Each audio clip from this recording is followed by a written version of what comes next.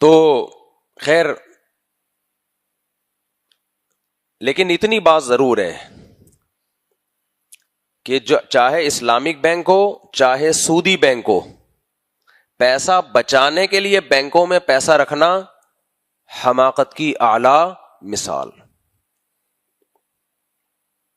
پیسہ بچانے کے لیے بینکوں میں رکھنا، ایک تو ہوتا ہے حفاظت کے لیے بینک میں رکھنا کہ اس میں ٹرانزیکشن آسان ہوتی ہے، کہیں پیسے بھیجنا ریسیو کرنا، اس کے لیے اکاؤنٹ کھلوانا آج کل مجبوری ہے.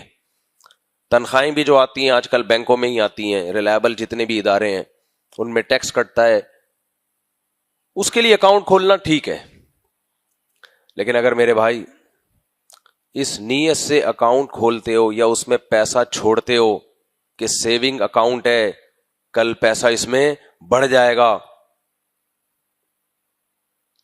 تو ابھی سے آپ کو حماقت کا ایوارڈ میری طرف سے گفٹ.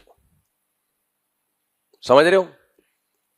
کیونکہ پروفٹ کا جو مارجن ہے وہ اتنا تھوڑا ہوتا ہے سودی بینکوں میں اور اسلامی بینکوں میں، دونوں میں. اچھا ہو سکتا ہے کوئی بینک کے کوئی مینیجر صاحب میرا یہ بیان سن کے غصہ کر رہے ہوں، میں ان سے کہوں گا آپ نے بھی سیونگ اکاؤنٹ میں اپنے پیسے نہیں رکھوائے ہوں گے بچانے کے لیے، محفوظ کرنے کے لیے تو رکھوائے ہوں گے، پیسہ بچانے کے لیے بزنس کے پوائنٹ آف ویو سے آپ بھی نہیں رکھو گے. اس لیے آپ کو پتا ہے کہ مفتی صاحب صحیح کہہ رہے ہیں بالکل.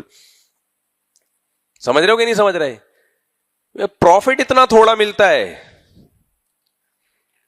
ایسا ترسا ترسا کے اس میں بھی ٹیکس کٹتا ہے. پھر وہ پروفٹ آئے گا آپ ایک دم تھوڑے سے خوش کہ تھوڑا سا تو کچھ کھچڑی انہوں نے کھلائی، اس میں سے جو ٹیکس کٹے گا وہ کھچڑی میں سے بھی جو بوٹیاں تھیں، جو پلاؤ میں سے جو بوٹیاں تھیں وہ بھی کھا گئے.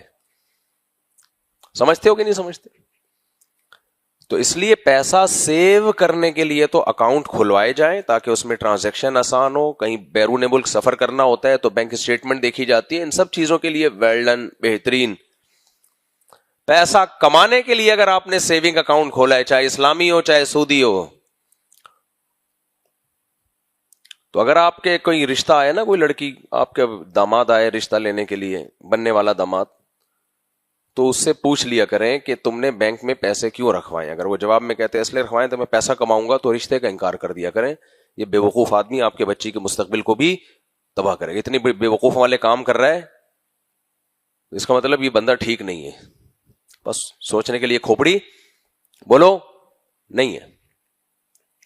بچائے کیسے جائیں پیسے؟ پھر میرا یہ ٹاپک نہیں ہے لیکن بیچ میں آ گیا تو میں بتا رہا ہوں. کسی بھی طریقے سے بچا لو بھائی. گولڈ خرید لو، کچھ نہیں سریا لے کے ڈال دو. وہ سریا بھی کافی مہنگا ہو جائے گا ایک سال میں. سمجھ رہے ہو؟ یہ سریا نہیں ہوتا، یہ لے کے کہیں ڈال دو. آپ کو جگہ نہیں ہے، لوہا خرید لو یار، گھر میں ایک کمرے میں لوہا خرید کے ڈال دو، اگلے سال وہ بھی زیادہ پروفٹ دے جائے گا.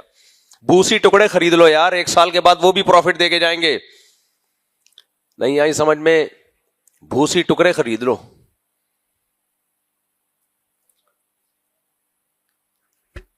یہ تجربے ہو چکے ہیں، تجربے جن لوگوں نے کیے ہیں نا وہ روئے ہیں بیچارے. 5 سال کے لیے بینک میں پیسہ باؤنڈ کر دیا، 5 سال کے بعد ڈبل ہو جائیں گے، جب ملے تو وہ ایسا روئے. تو چاہے اسلامک بینک ہو چاہے سودی بینک ہو، مقصد ان کا پیسہ کمانا ہے، کما کے آپ کو دینا نہیں ہے. یہ ذہن میں رکھو. لوگ اسلامک بینک پہ اعتراض کرتے ہیں، یہ تو پیسہ کما رہے ہیں، یہ تو یہ کر رہے ہیں، تو یہ تو حرام ہے. میں نے کہا بھائی پیسہ کمانا کہاں سے حرام ہو گیا اگر جائز طریقے سے ہے. اسلامک بینک 6 بنیادی عقود پہ معاملہ کرتا ہے، تو وہ بنیادی عقود پریکٹیکلی اس میں ہو رہے ہوتے ہیں، لیکن وہ صدقہ خیرات کا ادارہ نہیں ہے، وہ نوٹ چھاپنے کا ادارہ ہے.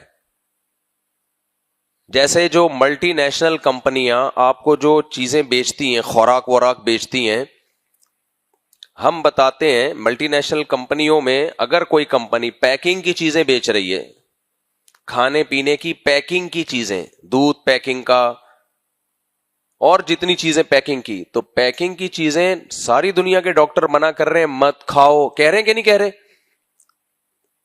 اس میں کیمیکل ڈالے جاتے ہیں پریزرو کرنے کے لیے، اس کو سیو کرنے کے لیے. وہ کیمیکل ہماری باڈی کو نقصان دیتے ہیں. کیا خیال ہے؟ سب کہہ رہے ہیں کہ نہیں کہہ رہے؟ پیکنگ کا دودھ مت پیو.